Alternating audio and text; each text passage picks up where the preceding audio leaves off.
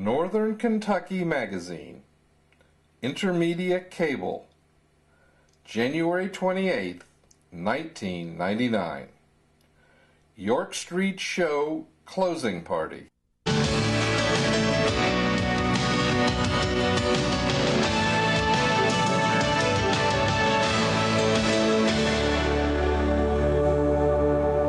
Still to come on a Wednesday edition of the Northern Kentucky Magazine, our pal Tom Newbold, X-ray artisan, an artist, will be joining us. Currently has an exhibition or an exhibit at the York Street International Cafe and Art Gallery, which is going to wrap up this Friday. And part of the reason we invited Tom on, other than to share his art with you, is find out why everybody else has an opening party for an exhibit.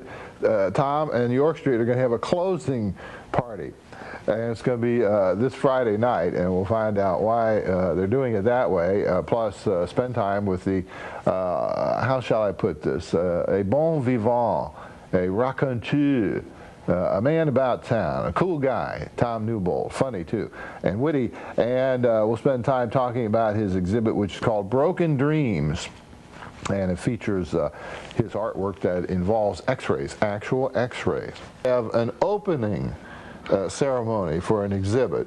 Why this Friday are you having a closing opening for an exhibit? Well, we did schedule an opening, just the way most artists do, but it happened to be on January 8th, and if you remember, that was a Friday in which all the schools were let out early, and we had a giant rain, sleet, snow, ice storm, and so even I didn't show up for my opening. You didn't make the opening either. I didn't make it either. In fact, only one person that I know of actually showed up for the opening. It probably worked for the city of Newport. No, they worked for the Contemporary Art Center, as a matter of fact. So, is that? Oh, so, and then one invited person? invited person, and they signed the book, so I know that they actually did show up. But you opened the book and there's one signature. There's one signature, and I didn't even make it. So we decided to reschedule it. We thought that would be the best way. I see. So we'll party hard. Everybody will party hardy this Friday instead of back on January whatever it was. January 8th, right? I see. So it's this Friday, January 29th. Well, the forecast sounds better. Yes, and I understand it might rain or snow a little bit, but it won't be anything like it was on that day. So we're happy about that. How did you gain space in the Art Gallery, York Street? How did that come about? Well, I've exhibited several places around town. I've had a show at Caldy's downtown, and I had one at the library, and I had one at the Contemporary Art Center. And Betsy and Terry Cunningham had seen the work and said, would you like to have an exhibition at our place? And so I said, well, yeah, I'd love to do that. And so we scheduled it, and it's finally happened. We better tell people who are watching for the first time, or at least are seeing you for the first time, why you are attired as you are, Dr. X. Well, I just like to dress like this. No, I've created Dr. X X-ray Artisan. It's sort of performance art that goes along with the show. So people that attend the reception on Friday, I'll be dressed like this also. And it's sort of my alter ego for my artwork. And whenever I have exhibitions or things like that, I appear in doctor's garb, as it were. Now, you don't take out people's innards or anything like that. I mean, you're not a doctor. No, but would you like an operation? Or is your throat bothering you or anything? I got to see your rates first. I'm very cheap. Very cheap. Are you really? Yeah. Oh, it's worth every penny. Good. That's good to know. When did you first conceive of the idea of seeing art in X-rays? Is there a symmetry to X-rays that you like? Oh, there is. There's a definite symmetry. About 5 years ago, I guess it was now, I was in my doctor's office, and I was looking through some magazines, and he had some magazines on X-ray equipment, and there were X-rays on the X-ray equipment. And I looked at him and I thought, gee, in an abstract way, you know, this, you could sort of see a sunset in it or something, because I'm not a trained radiologist, and I saw it differently than a trained person would. And I thought, well, I wonder if you could use X-rays to do artwork. So the first problem I had was, where do you get X-rays? Yeah, where do you get them? So I thought, well, how about hospitals? They probably have X-rays. So I contacted several of the hospitals, and they agreed to give me some X-rays, but they cut the names of the person off so that the privacy was there.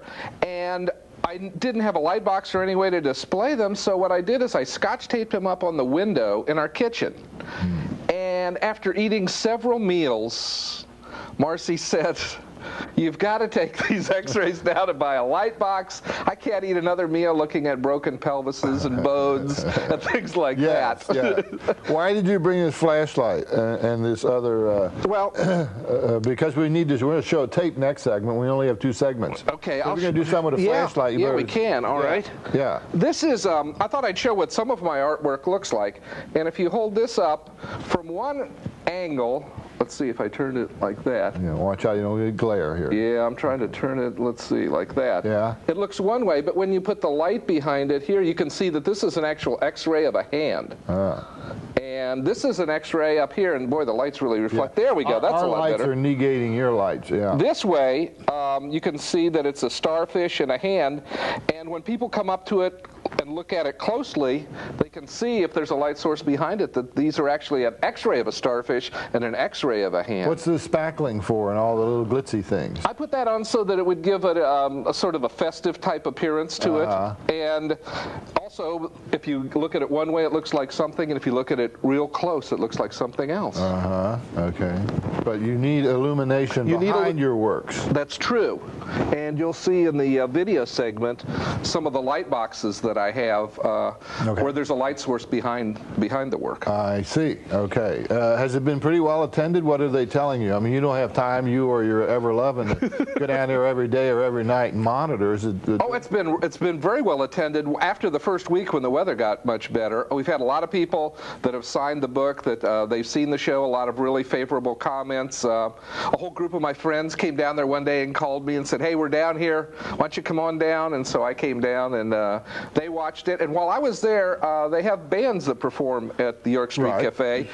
Somebody from the crowd must have said, "Boy, you got to see this artwork upstairs." So about 20 or 30 people, while we were just there, came through and looked at the artwork. And of course, I told them I was the artist, so maybe their comments were a little kinder than if they hadn't known. But everybody said that they liked it and appreciated the artwork. Sure. All right.